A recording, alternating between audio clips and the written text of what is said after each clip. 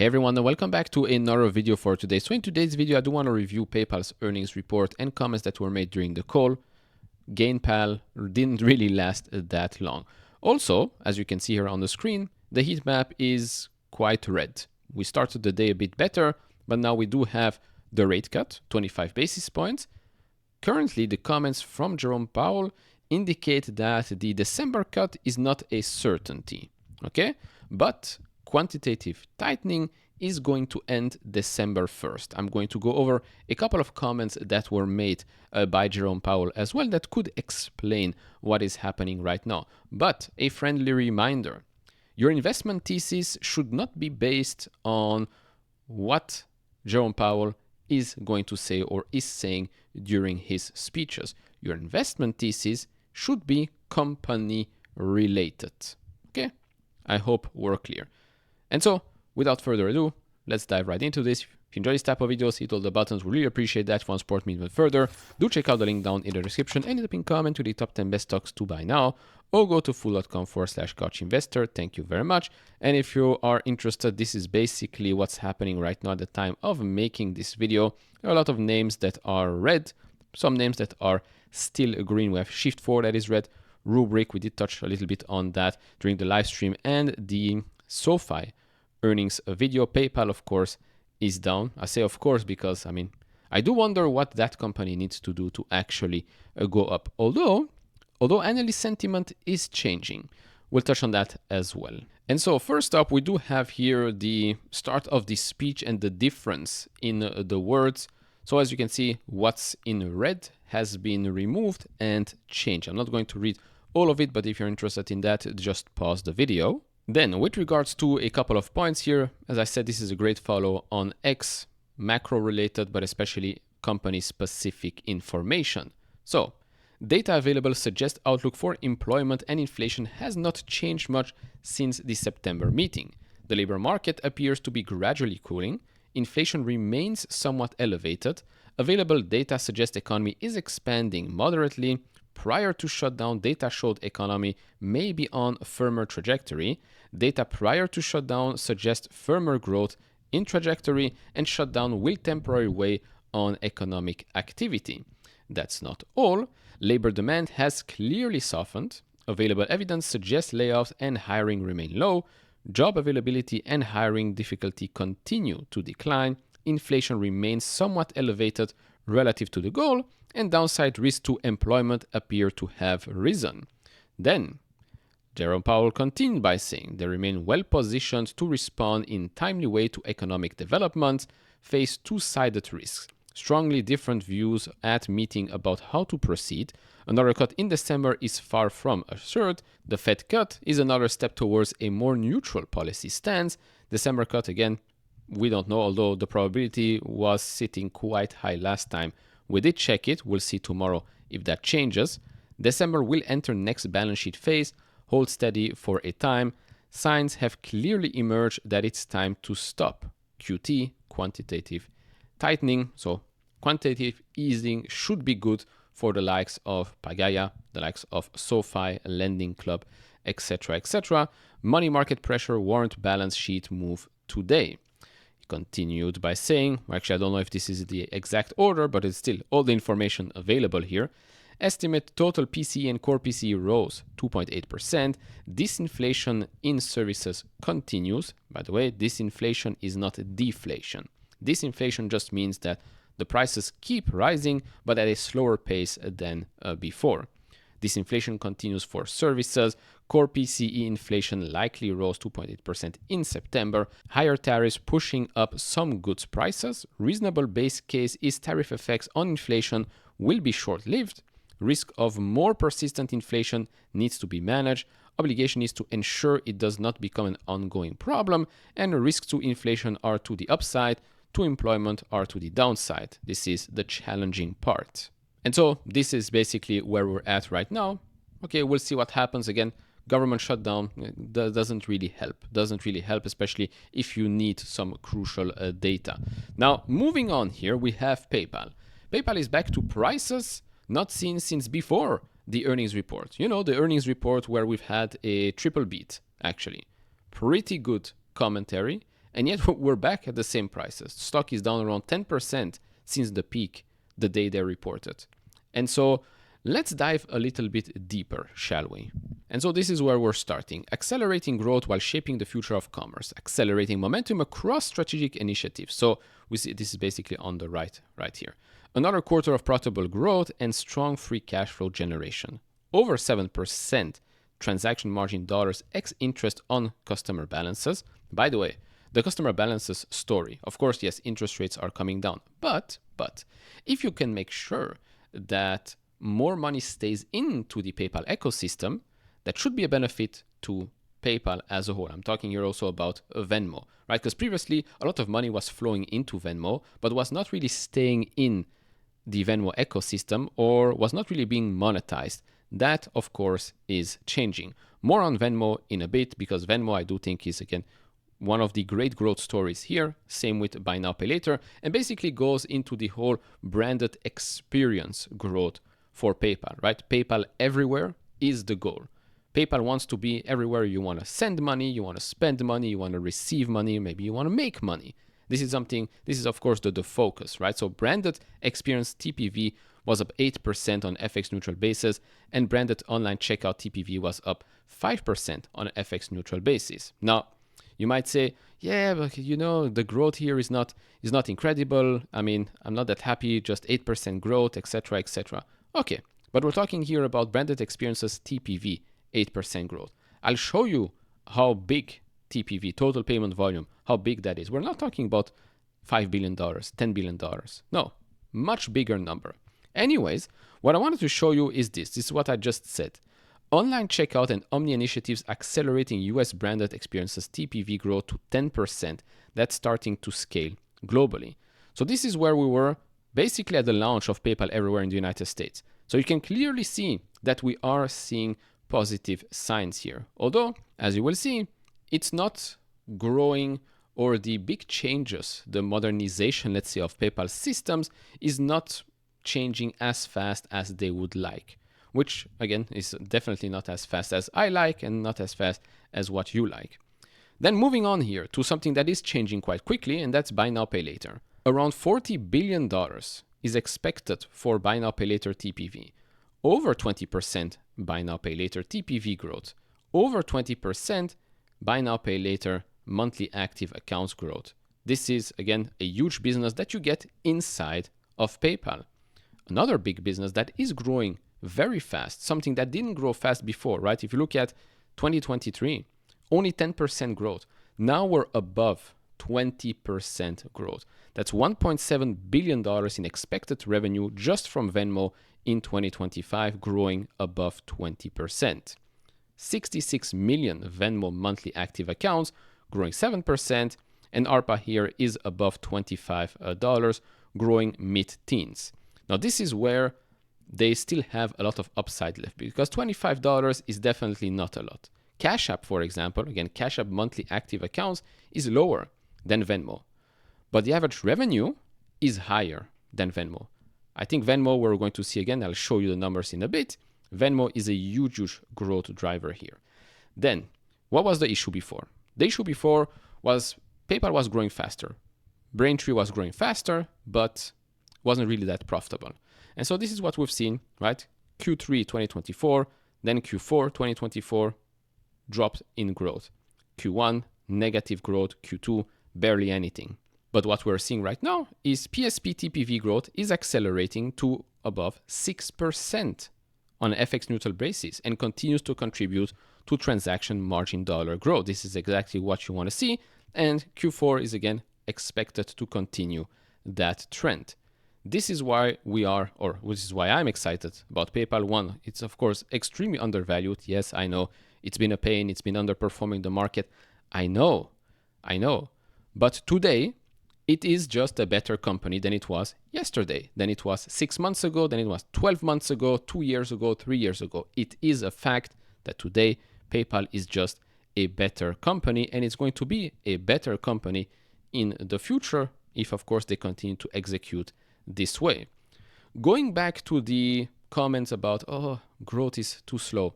Well, TPV-wise, 8% 8% growth of $458 billion. It's quite significant. It's quite significant. Yes, revenue-wise, it's only $8.4 billion. That's up 7%. By the way, $8.4 billion in the quarter. Venmo is going to generate them, what, 1.7 we said for the full year, growing above 20%. You can start to see where the growth drivers are, and you can start to see why the bulls, myself included, we are seeing growth accelerating from here on out. As for active accounts, same as last quarter approximately, that only grew 1% year over year. Monthly active accounts grew 2%. Number of payment transactions is actually down 5%. Same here with transactions per active account, that's also down 6%. There is of course an explanation here. Number of payment transactions, NTPA is reflecting price to value actions driving lower enterprise payment transactions. Number of payment transactions ex PSP was up 7%. NTPA ex PSP was up 5%, reflecting customers' engagement with transaction growth in branded experiences, debit and branded checkout, Venmo, and peer-to-peer payments. Here as well, majority of people still don't understand the PayPal thesis because they don't bother to look and research the company. Because if you look at the TPV mix across PayPal's platform, what you would think is that, well, oh, who uses PayPal anymore? Well, clearly still a lot of people use PayPal. But if you look at the total payment volume mix here, 45% is PSP. It's not something you see, okay? 45% is PSP. 19% is Venmo. Okay, so you have here already, what? 64% of overall TPV is Venmo, which is growing fast, is now PSP, which is growing, accelerating in a profitable way. 64% of the TPV here is things that the majority of people don't see because Venmo is only available in the United States. And then the rest, 29% is branded checkout online. Branded experiences is online and offline. That's 31% of the TPV, and that's growing 8%. Okay, this is basically this slide.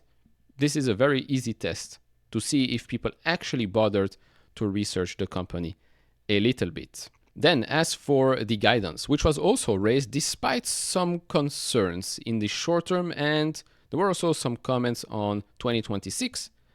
I'll talk about that in a bit. So, transaction margin dollar basically raised a tiny bit, still expected to grow between 5 to 6%, but it is here a bit higher than before the dollar amount. GAAP EPS has been raised, free cash flow is still the same, share repurchase still the same, and of course they've announced a dividend, 14 cents of a dividend. This is not dividend or buybacks, this is dividend and buybacks. Now, as I said, the stock might not reflect it yet, but the analyst sentiment is definitely changing. Wealthy Readings here, great follow on X, shared the following screenshots. You can clearly see here that analysts are setting price targets, new price targets, or boosting existing price targets, right? You can clearly see that most of the price targets are going higher after this earnings report.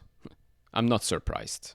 Of course, yes, you didn't talk about the OpenAI announcement. Like I said during the live stream, it's great, it's good for the press release, it's good for the headlines, but I'm really more focused on the business itself. Then, if we look at the other things that were mentioned more specifically here, the buy now pay later business, and of course Venmo and a couple of extra things. So, buy now pay later is sustaining volume growth of over 20% quarter after quarter. This puts them on track to process nearly $40 billion in buy now pay later transactions this year alone. It's both a global net promoter score of 80, which is of course very high. Management isn't treating buy now pay later as a simple loan, they're turning it into a customer acquisition channel. When a user adopts buy now pay later, their overall spending activity on PayPal goes up by a huge 35%. It gets users to spend more often. Of course, this might raise questions about delinquencies, etc., etc. They are also expanding aggressively, bringing longer payment terms to Europe and bringing in-store buy now pay later to the United States via the PayPal mobile app. As for Venmo, okay, so Venmo's TPV is accelerating to 14% growth in the last quarter, and its Pay with Venmo feature, which is how they make money from merchants, is growing at a stunning 40%. The goal, of course, is to get those 90 million users overall to move beyond just, of course, splitting dinner tabs and to use the debit card and pay with Venmo button for everyday commerce. New users are adopting the debit card at nearly 4 times the rate compared to 2 years ago. So if you look at the top line right here, P2P only Venmo engagement letter, user penetration over 90%. Now P2P plus debit card or pay with Venmo, that's only 5 to 10% penetration here, but 4 times higher than P2P ARPA, so average revenue per account. If you then look at P2P plus debit and pay plus recurring funds, penetration there is less than 5%, and there the average revenue per account is 6 times higher than P2P only. There's a huge upside here for a Venmo. Then as for the concerning things, of course we can talk about the bullish things, but we have to talk about the concerning things as well. They are in the process of untangling a decade's worth of legacy code to streamline the checkout experience, their redesigned pay sheet. While the improved versions are performing well in early tests, the overall rollout pace is slower than planned because, and they quote here, untangling a decade or more of legacy integrations proved complex. Okay, I mean, I hope that this is not an excuse that they will keep using time and time again. Then PayPal is making a pivot from stabilization to offense. They know they have to aggressively invest in Venmo monetization, buy now pay later expansion, and their new AI agentic commerce initiative to win in the future. And so, the company has signaled that these substantial investments are expected to cause near-term headwinds to transaction margin dollars and earnings growth in 2026. That didn't stop analysts from raising their expectations though. And of course, I like this because this means that they're feeling confident that every dollar that they are investing right now is going to be worth more in the future. Management noted a clear softening of consumer discretionary spending, particularly in Europe and the US later in the quarter. The key symptoms here is lower average order values. This also means that people are still transacting, it's just that the basket size are smaller, right? So people are buying, but they are just spending less on each purchase. Although buy now, pay later could help with that. This softer spending is expected to lead to a deceleration in branded checkout growth for the current quarter, which is a significant part of the core business, of course.